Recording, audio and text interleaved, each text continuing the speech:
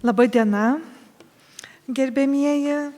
Dėkoju Evai, kuri bus šito renginio pagrindinė vedėja. Ir Eva yra Telšių Alkos muziejaus direktorė ir paveldo komisijos narė.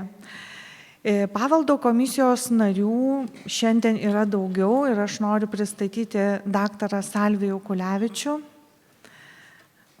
Salvijus. Agnė Žilinskaitė. Daktarą Liną Kvizikevičių. Ačiū. Tai šiandien susirinkome renginyje sugrįžimai visiškai neatsitiktinai.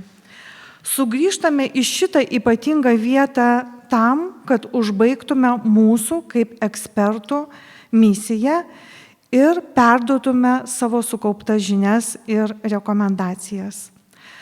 Nuoširdžiai dėkoju paveldo komisijos vardu gausiai susirinkusiems ir labai svarbu, kad šiandien mes matome prezidento kanceliarijos, Seimo, vyriausybės, ministerijų, savivaldos bei mokslo tarybos atstovus, kurie su paveldo komisija kaip ekspertų institucija rodo bendrą susitelkimą.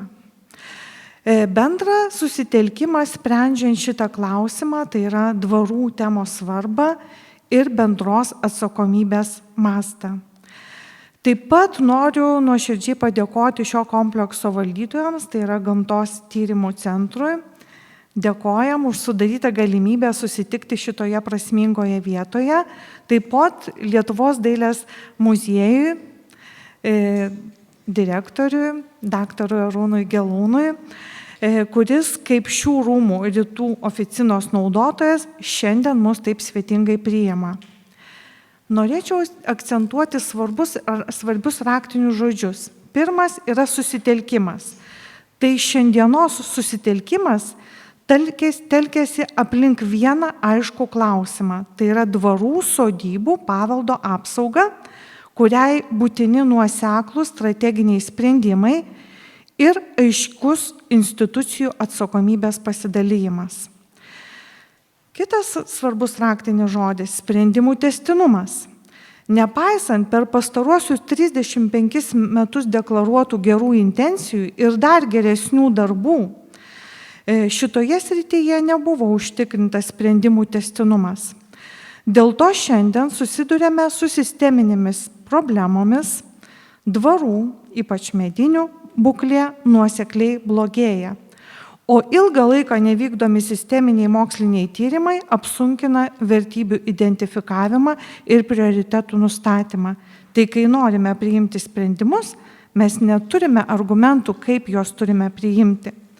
Procesus taip pat lėtina ir perteklinis reglamentavimas, fragmentuota nuosavybė ir neefektyvūs valdymo modeliai. Dvarų priežiūra reikalauja didelių finansinių išteklių, tačiau esant silpnai kontrolės sistemai, tai neretai lemia jų sunykimą, neatsakingą perdavimą ir neadekvatų naudojimą. Todėl noriu pabrėžti dar vieną svarbų tokį dalyką, atsakyti šiandien į klausimą, kodėl šiandien kalbame būtent apie dvarus. Dvarų paveldo apsaugos problemos iš tiesų veikia kaip lakmuso popierėlis, atskleidžiantis bendrą visos paveldosaugos sistemos būklę. Dvaro sodyba yra kompleksinis objektas, kuriame vienu metu išryškėja visi esminiai iššūkiai. Tai yra valdymas, susijęs su privataus, viešojo intereso derinimu, finansavimas pasižymintis lėšų trūkimu, netolygių paskirstimų bei priežiūra ir tvarkyba, kur susiduriama su griežtais reikalavimais ir realiu nykimu.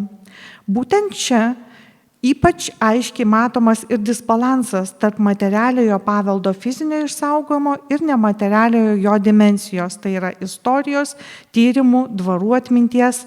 Todėl bet kokia problema dvarų valdyme ar finansavime nėra pavienis atvejis. Tai aiškus signalas apie sisteminės spragas visoje šalies paveldo politikoje. Apibendrindama, išskirčiau 3 esminius dalykus. Tai yra būtinybė realiai įvertinti dvarų sodybų būklę ir sisteminės problemas, ką atskleis šiandien dienos turinys, poreikį užtikrinti nuoseklius strateginius sprendimus, aiškiau apibriežti bei koordinuoti institucijos atsakomybę ir labai norėtųsi tikėti, kad paveldo komisijos atlikto tyrimo rekomendacijos šiandien taps veikiančia praktika, o ne deklaracija. Norėtųsi tikėti, kad iškilus Vilniaus audinyje esantis Verkių ansamblis netrukus įgis nuolatinį ir atsakingą šeimininką, galinti šį ansamblį atgaivinti kaip vertę kūrenčią ir visuomeniai reikšmingą vietą, telkiančią ne tik kultūrinę ir socialinę, bet ir ekonominę naudą. Tačiau svarbiausia, kad šie klausimai nebūtų sprendžiami fragmentiškai. Šiandien turime galimybę žengti toliau. Tai yra siekti plataus nacionalinio susitarimo, ką mes ir siūlytume, kuris užtikrintų ilgalaikę, nuoseklę ir atsakingą dvarų sodybų paveldo apsaugą. Ačiū, gražaus renginio.